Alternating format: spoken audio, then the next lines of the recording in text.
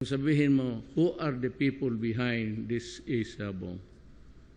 Kasi sindikato talaga. Yung mga financier na jueteng, diyan sila.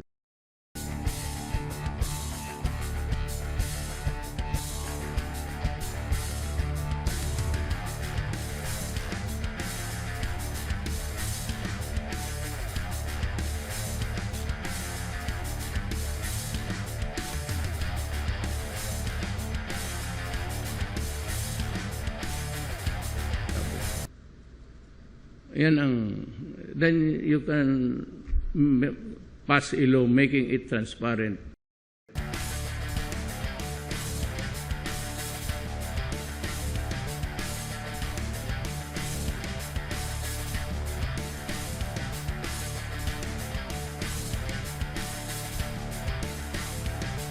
Ayaw ko.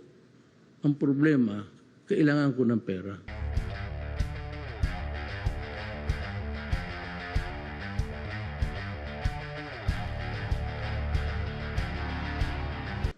And you can make laws actually for non-gamblers to pati yung financiers.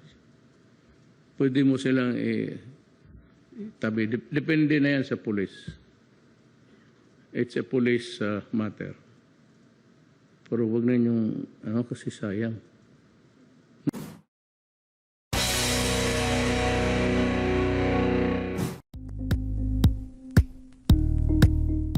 Thank you for watching Politico TV. Please like and subscribe to our channel for more videos.